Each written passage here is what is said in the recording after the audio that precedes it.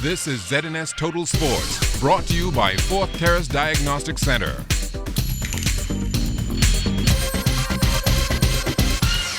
Good evening, Bahamas. I'm Kelsey Johnson. Here's your final look at sports for 2015. The Bull Red Regatta is on the way in beautiful Georgetown, Exuma, opening the three-day sailing event with the young skippers who sailed in the youth race this morning.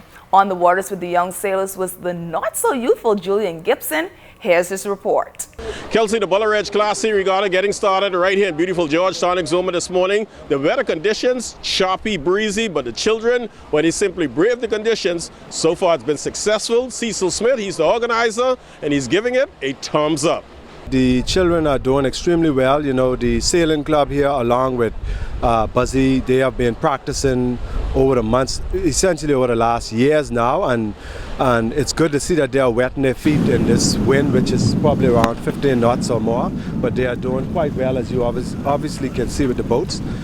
They have good skill set, and Regatta is in good hands because we have a good crop of young skippers coming up. This is what we really need if the sport is really going to survive in this country. More young people, more sailing events for them to showcase their skills. Absolutely, absolutely. One of the things I believe this country needs to do is designate it as the national sport so that we can put even more funding behind it. But of course, this sailing club here, led by Red Smith and Dallas and Captain Buzzy, they're doing extremely well. And I fully agree with that this is the nursery ground, this is the training ground for the National Family Island Regatta, and the children are doing extremely well, and them and their parents ought to be commended for the wonderful job they're doing. Now tomorrow is down to business. Rev and all of those other boats will be coming in, some 11 boats in total. Boy, this should be very competitive Friday, Saturday right here in Georgetown. Oh, absolutely. We have good breeze now, and so we are expecting a competitive sailing on Friday and Saturday, and of course we expect 11 boats. And I noticed you call Rare boat, but you know we have some other boats here. We have, of course, I always call a boat so they could come last. We have Golden Girl, we have Termite, we have Bull Red, we have Fugitive. Keep your eye on him. Of course, Hog Tusk, Abtried, Potcake, and so we expect some fierce competitive sailing here in picturesque Queen Elizabeth Harbor. But we hope that Rev could do something good this year. Rev, we pulling for you, Rev. We pulling for you. So come tomorrow, the Class C boats, the big boys, will take to the waters right here in beautiful Georgetown, Exuma. Who will it be? Well, we will have to wait and see. Reporting for ZNS Total Sports, I am Julian Gibson. Thanks so much, Julian. On to track and field. Former collegiate coach George Clare is back home. Clare has started his own camp providing local talents with the same high-level training regimens they would go through if working out abroad. Coach George Clare and his high-performance management team back home training in the 242. They're hard at work each morning at the Winton rugby pitch. It's been going pretty good. I'm pleased with where all the athletes are. The weather's been super. It's been great. This is where you need to be right before the Olympic. We came down in mind for an Olympic camp. Basically, it was a 10-month camp. The sponsors, they were on board, the management group was on board, and we're trying to change it up a little bit, get out of the cold. We've been struggling with January, February, and March, training in 30 and 40 degree weather for an extended period of time. So this is exciting to be here, and we are looking for some great performances. As for the athletes in the camp right now, I have a pretty good mixture of developmental athletes as well as some of our phenomenal top elite athletes. I think the flagship bearer right now would be, of course, the national record holder, Stephen Gardner.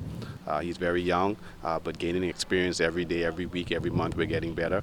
We also have Andretti Bain, former NCAA champion, an Olympian, who's really been a tremendous help in terms of being a great training partner. He's very focused and committed, and based on where he's at now, I'm looking for some great times. And then we have Lanice Clark, who's also a national team member. She's with the group, and we have a few internationals that'll be in and out during the winter months coming down the train. So we're looking for a really good, complete squad. So by mid-February, we should have a few new faces, a few Americans. I have an athlete from Bermuda coming down. So it's going to be a great place to train, and hopefully we can develop a concept where we can build from here and go on to the next level. 2016 is an Olympic year, so that is a key focus for Clare and his athletes. It's just about getting better. It's about finding our niche. You know, we have to create an identity for ourselves. You know, all of the groups that are doing well around the world, they have an identity, and I think that that's what's lacking. You know, the young people call it swag. You know, we have to develop that emotional intensity that we bring every day, not only to training, but you know, as we introduce ourselves to the media, to the fans, and you know, we have to let people know that we're serious about what we're doing. This is a lot bigger than just an individual. You know, this is the time for us to really represent the Bahamas in a few months, and we're looking to put some people on the podium. Jonathan Benson, ZNS Total Sport. Some coaches look for the W every time their squad step on the court. As for S. Brown, exposure and more playtime is important. Here's how the squad performed at the Providence Basketball Classic, a showing Brown is basically satisfied with. We just let a lot of games get away. We played Doris the first game, and they just, like at the last minute and a half, they just take it away from us by 8 points. We came back and Galilee defeated us by 4. And then we had the great St. George's. Man, Nicky, I knew I was able to beat them.